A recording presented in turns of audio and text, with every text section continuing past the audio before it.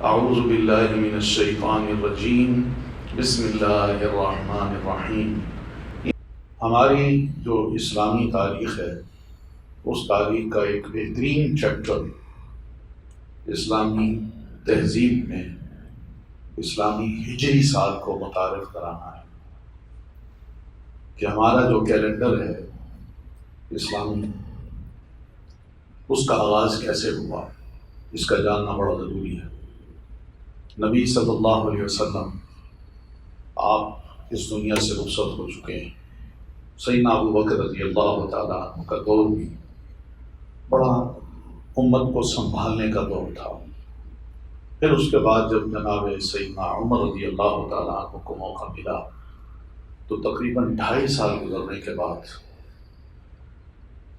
یہ دیکھا گیا کہ سیدنا عمر کے پاس ایک کوئی دستاویز لائی گئی، کوئی ریٹن میٹر تھا، وہ لایا گیا اور یہ ایک ایگریمنٹ تھا۔ اس پہ لکھا ہوا تھا کہ شعبان کے مہینے میں یہ طے ہونا ہے یا ہو گیا ہے۔ تو سیدنا عمر رضی اللہ تعالیٰ عنہ نے اس رائٹنگ کو پڑھنے کے بعد سوچا یہ کون سا مہینہ ہے؟ شعبان وہ جو گزر گیا ہے یا شعبان وہ جس میں اس وقت میں بیٹھا ہوں یا آنے والا شعبان ہے؟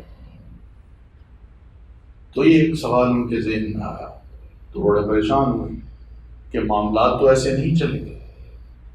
تو اس موقع پہ انہوں نے صحابہ کرام کو جمع کیا جو سینئر صحابہ تھے، ان سے اپنی اس مشکل کو پیش کیا کہ بھئی یہ طے کیسے کیا جائے، اس کے بارے میں مجھے مشورہ دو۔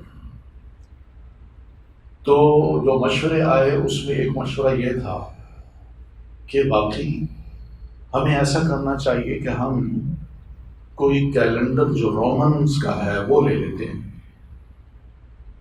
تو جو پڑھے لکھے سمجھدار صحابہ تھے جو تاریخ کو جانتے بھی تھے انہوں نے اس موقع پر اس رائے کو نہیں تسلیم کیا، بلکہ یہ فرمانے لگے کہ بھئی یہ تو کوئی بہت پرانا ایک سلسلہ چلتا چلا آ رہا ہے جس کے ڈانڈے ذوالقرنین تک جا ملتے ہیں، تو ہمیں پرانا کیلنڈر نہیں چاہیے، کچھ اپنے بارے میں سوچنا۔ تو پھر کسی نے یہ رائے دی کہ چلیں پرشین امپائر ہے ہم ان کا کیلنڈر لے لیتے ہیں۔ تو اس پہ بھی جواب یہ دیا گیا کہ یہ بھی درست نہیں، اس لیے کہ جو بھی اس امپائر میں کنگ آیا ہے اس نے پچھلے کیلنڈر کو ختم کرنے کے بعد اپنے اقتدار کے دن سے ہی نیا کیلنڈر شروع کیا ہے، تو یہ بھی درست نہیں۔ پھر اس کے بعد سب صحابہ کرام نے سوچا اور یہ سوچا کہ یہ سوچا جائے کہ نبی علیہ الصلوۃ والتسلیم ہجرت کے بعد جب مدینہ تشریف لائے ہیں تو کتنا عرصہ رہے ہیں؟ تو وہ سال گنے گئے تو تقریباً 10 سال پلس کچھ مہینے یہ بنتے تھے۔ تو اس وقت یہ طے ہوا کہ کیوں نہ ہم ایسا کریں کہ جس مہینے اللہ کے رسول نے ہجرت کی اور آپ مدینہ تشریف لائے اس سال کو پہلا سال قرار دیا جائے اور اسی مہینے کو سال کا پہلا مہینہ قرار دے دیا جائے۔ تو اس پہ تقریباً سب صحابہ کرام نے ایگری کیا اور سیدنا علی رضی اللہ تعالیٰ عنہ کی رائے جو تھی ان پٹ تھا وہ بھی یہی تھا۔ تو اس طرح سب کے اتفاق سے یہ ہجری سال کا آغاز ہوا۔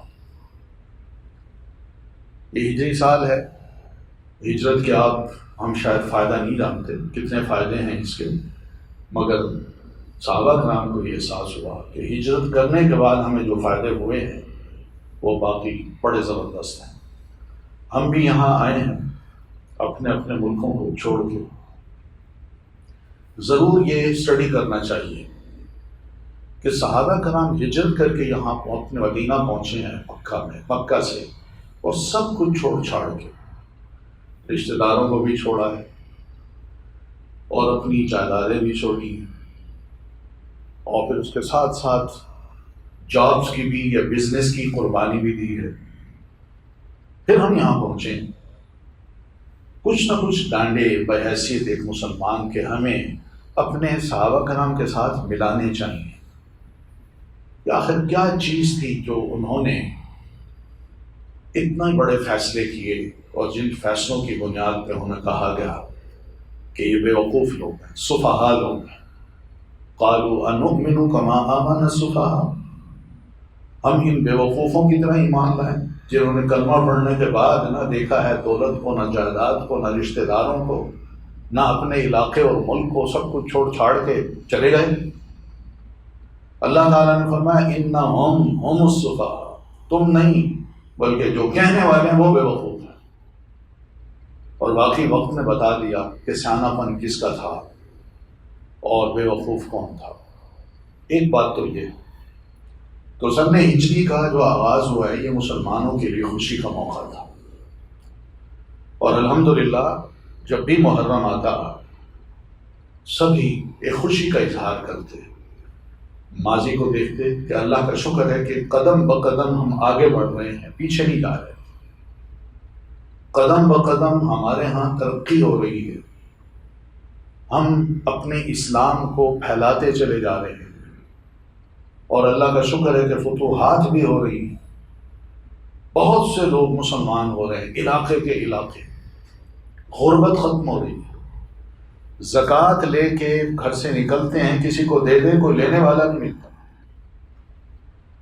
تو ہجرت کا جو آغاز تھا وہ قربانی تو مانگ چکا، مگر اس کا فائدہ یہ ہوا کہ مسلمانوں کے لیے ہر سال ایک بھولے ہوئے سبق کو یاد دلانے کی بھی بات تھی کہ ہم نے بڑی قربانیاں دی، ہم یہاں آئے، کیوں آئے، ہمیں کیا کرنا ہے۔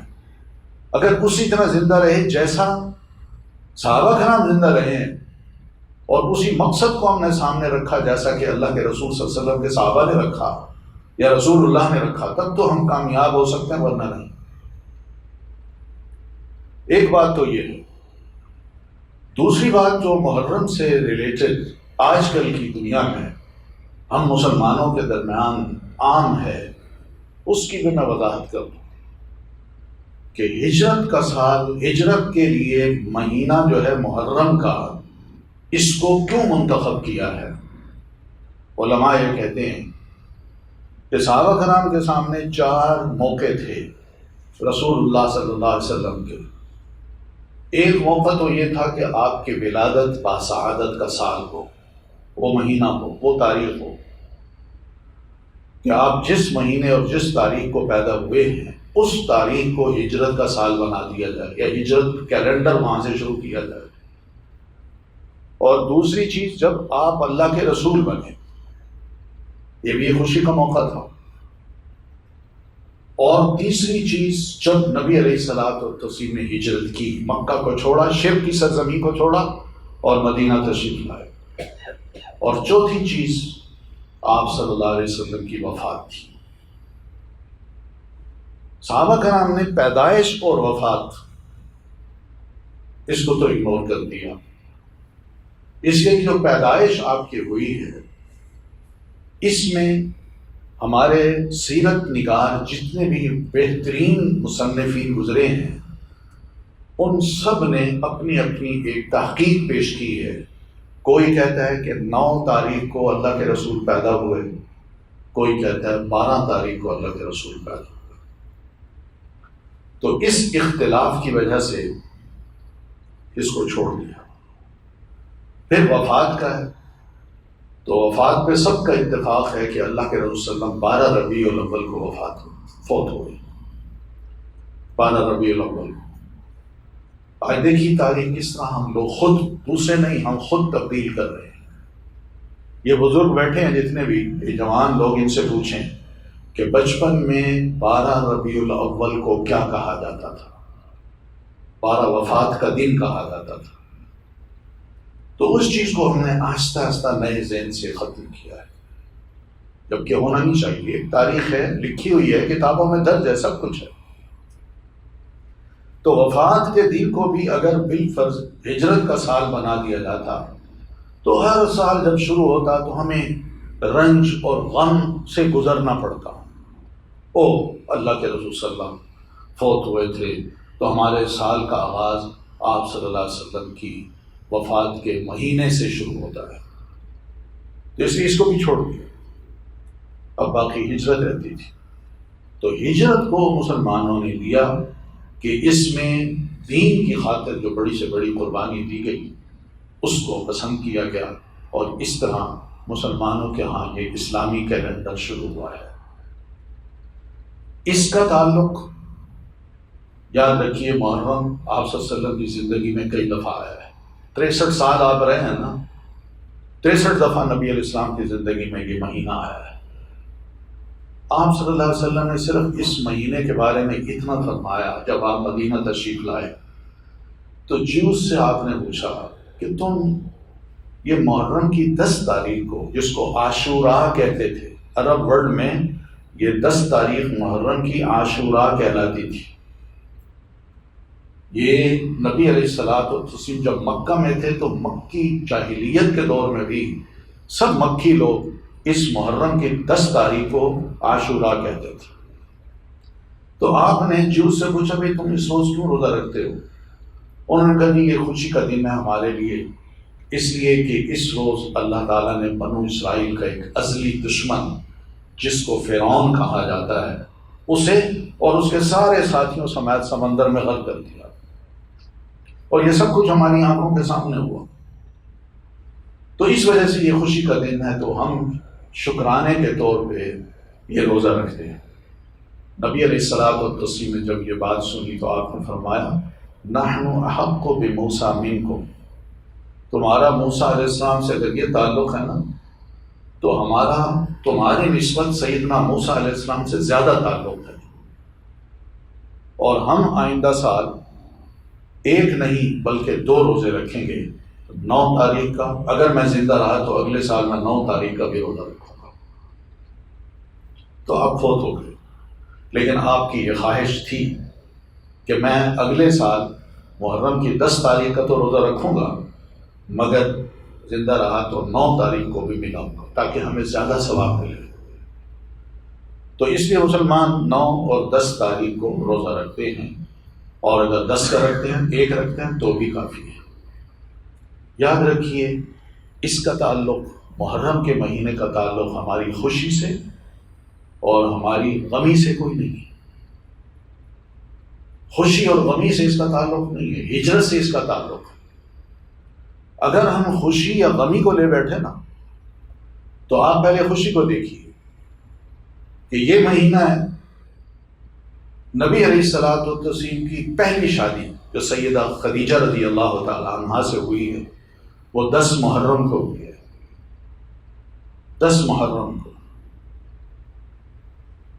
اور اگر غمی کو دیکھیں تو سیدنا عمر بن خطاب رضی اللہ تعالی عنہ پہلی محرم کو ہی ان پر اٹیک ہوتا ہے اور ان کو شہید کیا جاتا ہے نماز کی حالت میں۔ تو یہ غمی اور خوشی یہ کوئی اس کا تعلق اس مہینے سے نہیں ہے کہ ہم بعد کی ایک ایسی تاریخ بنا لیں کہ 10 تاریخ کو میدان کربلا میں سیدنا حسین رضی اللہ تعالیٰ عنہ کے ساتھ بڑا ظلم ہوا۔ اگر ان کا حق بنتا ہے نا اتنا کچھ پروموٹ کرنے کا یا بات کرنے کا، تو جناب رسول اللہ صلی اللہ علیہ وسلم کی جس روز وفات ہوئی ہے وہ وفات کا دن مسلمانوں کے لیے بہت زیادہ حق رکھتا ہے کہ ہم اس غم کو منائیں۔ آپ کی جدائی پر صحابہ کرام کا کیا حال ہوا ہوگا؟ میں دوسروں کو چھوڑے، میں صرف سیدہ فاطمہ رضی اللہ تعالی عنہ کا بیان کر پیش کرتا ہوں کہ سیدہ فاطمہ رضی اللہ تعالی عنہ جب نبی علیہ السلام کی تدفین ہو گئی سیدہ عائشہ رضی اللہ عنہ کے کمرے میں، تو بیچاری روتی ہوئی آئیں اور قبر پہ بیٹھ کے اس کی مٹی اٹھائی، اس کو سونگھا، اور اس موقع کو یہ فرماتی ہیں کہ لوگوں کہ صبت علی مصائب لو انہا صبت علی الایام سرن لیالیا، جو مصیبت کا پہاڑ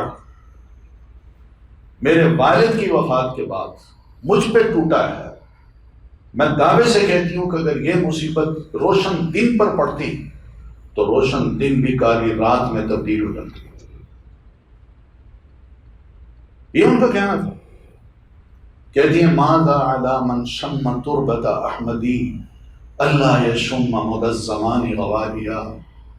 اگر کوئی میرے بابا کی قبر کی مٹی کو ایک بار سونگھ لے تو میں کہہ سکتی ہوں کہ زندگی بھر اس کو کسی خوشبو کے سونگھنے کی ضرورت ہی پڑے گی. یہ بچی ہے، گھر آئی ہیں، بیٹھی ہیں دروازے پہ. تدفین کے بعد سیدنا ابو ایوب انصاری رضی اللہ تعالیٰ عنہ وہاں سے گزر رہے ہیں. تنگ سی گلیاں ہوتی تھی، گزرے وہ تو اس امت سیدہ فاطمہ نے ان کو دیکھ لیا تو ایک سوال کر ڈالا. سوال یہ کیا کہ کیف طابت انفسکم ان تحثوا التراب علی قبر رسول اللہ. چچا جان مجھے یہ بتائیے کہ آپ کے دلوں نے یہ کیسے گوارا کر لیا کہ آپ نے اللہ کے رسول صلی اللہ علیہ وسلم کو دفن کر کے ان پر مٹی ڈال دی. وہ کھڑے ہو گئے، رونے لگے، اتنا روئے ہچکی بن گئے. کہنے لگے بیٹا اس کے علاوہ ہم کر ہی کیا سکتے تھے، اللہ کے رسول کا حکم تھا. تو میں کہنا یہ چاہ رہا ہوں کہ اس غم کو اگر دیکھیں تو ایک ایک جملہ ہمیں رلاتا ہے مگر ہم اس کو یاد ہی نہیں کرتے. اس کا یہ مطلب نہیں کہ ہمیں نبی علیہ السلام سے کوئی عقیدت نہیں ہے. اس لیے کہ اگر ہم رونے اور پیٹنے اور خوشیاں منانے کے دنوں کے اضافے ہی کرتے جائیں تو ہمارا سال کا کیلنڈر جو ہے کوئی دن بھی نہیں بچے گا جس دن ہم کوئی نہ کوئی غم کریں یا کوئی نہ کوئی خوشی کا اظہار کریں. اس لیے اس کی بھی ضرورت نہیں ہے. ضرورت جس چیز کی ہے وہ یہ ہے کہ ہم یہ دیکھیں کہ دین کے لیے کس نے کیا قربانی دی ہے. اگر ہم سیدنا حسین رضی اللہ تعالیٰ عنہ کو مانتے ہیں کہ انہوں نے واقعی میدان کربلا میں قربانی دی ہے تو ان کی اس قربانی پر ہم ان کے لیے دعائیں کریں تاکہ ان کے رفع درجات ہوں اور ان جیسا کام کریں جیسا کہ انہوں نے کیا. پھر ان کے بڑے بھائی سیدنا حسن رضی اللہ عنہ نبی علیہ السلام کے روحی نواسے ہیں جن کو دونوں کو ملا کے ہم کہتے ہیں حسنین. اللہ کے رسول صلی اللہ علیہ وسلم نے اپنے اس نواسے حسن کو اپنی گود میں بٹھا رکھا تھا اور سبھی صحابہ کرام کے سامنے ان کو فرمایا میرا یہ نواسا جو ہے اس کے ذریعے سے اللہ تعالیٰ مسلمانوں کے دو گروہوں کے درمیان صلح کرائے گا. اور یہ صلح انہوں نے کرائی. خلیفہ بنے ہیں وہ سیدنا علی کی شہادت کے بعد ان کو خلیفہ بنایا گیا. خلیفہ بنے ہیں تو درمیان میں ٹکراؤ کی ایک صورت پیدا ہو گئی. سیدنا امیر معاویہ فرمانے لگے میں تم سے بڑا ہوں اور باقی بہت سے صحابہ ان کے ساتھ بھی تھے اور حکومت کر رہے تھے وہ. اور جب سیدنا حسین نے حسن نے ان کو کہا کہ خلیفہ مجھے منتخب کیا گیا ہے تو اس پہ میجورٹی اور مائنورٹی کے فرق کی وجہ سے کلیش ہو گیا اور دونوں فوجیں آپس میں آمنے سامنے کھڑی ہو گئی. 60,000 ادھر ہیں، 40,000 ادھر ہیں. جنگ کا بگل بجنے والا ہے. سیدنا حسن رضی اللہ تعالیٰ عنہ عین اس موقع پر سوچتے ہیں یہ کیا چیز ہے، کیوں ایسا کیوں ہو کہ مسلمانوں کا خون ایک دوسرے بہا دیں. خاموشی سے اپنی فورسز سے نکلیں اور سیدھا امیر معاویہ رضی اللہ تعالیٰ عنہ کے پاس گئے اور انہیں فرماتے ہیں چچا جان آپ بڑے میں چھوٹا، ہاتھ آگے کیجئے میں آپ کی بیعت کرتا ہوں. صلح ہو گئی. 1,00,000 فوج جو میدان میں کھڑی تھی جو لڑنے کے لیے تیار تھی، اہم اس موقع پر جب صلح ہوئی تو سب کے خون بچ گئے. کوئی مرا نہیں، کسی نے ایک دوسرے کو مارا نہیں اور نہ ہی کسی نے محسوس کیا کہ خدا نخواستہ دل میں ایک چیز باقی رہ جائے کہ میں نے کسی مسلمان کا خون کیا ہے.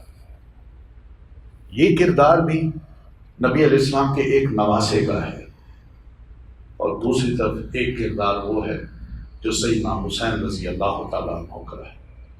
ان دونوں کو ہم سامنے رکھا کریں. ہوتا یہ ہے کہ ایک کے کردار کو بہت زبردست بنا کے پیش کیا جاتا ہے مگر سیدنا حسن رضی اللہ تعالیٰ عنہ کا جو کردار ہے اس کو امت کو بتایا نہیں جاتا کہ امت جانے کہ یہ بھی ایک کردار ہے. آج کل کے دور میں ہمیں کیا کرنا چاہیے؟ دونوں بھائیوں کا کردار ہم سب کے لیے ایک بہترین رول ماڈل ہے، اور اسی رول ماڈل کو لے کے ہم اپنے حالات کا جائزہ لے کے اپنے آپ کو چلائیں۔ یہی طریقہ ہے زندگی گزارنے کا، اور اس کے علاوہ کوئی اور طریقہ درست نہیں ہے۔ اللہ تعالیٰ مجھے بھی اور آپ سب کو بھی سمجھ دے، توفیق دے کہ ہم اسلامی سن کے آغاز کے ہوتے ہوئے چلیں خوشی نہ منا سکتے تو کم از کم رونا دھونا اور اس طرح کی ابتدا جو ہے سال کے آغاز کی، اور دنیا بھر کو یہ باور کرانا کہ ہم مسلمان تو رونے دھونے والے ہیں، یہ درست نہیں ہے، یہ درست نہیں ہے۔ قومیں اپنا سال شروع ہوتی ہیں، ایک دوسرے کو مبارکباد دیتے ہیں، اور ہمارا حال یہ، نہ ہم مبارکباد دیتے ہیں اور نہ ہی ہم اس مہینے شادیاں کرتے ہیں اور نہ ہی کسی خوشی میں شریک ہونا چاہتے ہیں۔ یہ سنت رسول نہیں ہے، سنت رسول کچھ اور ہے۔ ذرا تھوڑے سے ورق پلٹیں ہم اپنے دماغ کے اور سمجھیں کہ دین اصل میں جو پیارے رسول صلی اللہ علیہ وسلم کی ذات تک تھا، اور اس کے بعد جو کچھ ہے وہ ایک ہماری تاریخ ہے، وہ دین کا حصہ نہیں ہے۔ دین کو لیں، وہ آج ہمارے لیے قابل عمل ہے، رول ماڈل ہمارے اللہ کے رسول صلی اللہ علیہ وسلم ہے، کوئی اور نہیں ہے۔ سبحانک اللہم و بحمدک اشہد ان لا الہ الا انت استغفرک و اتوب الیک۔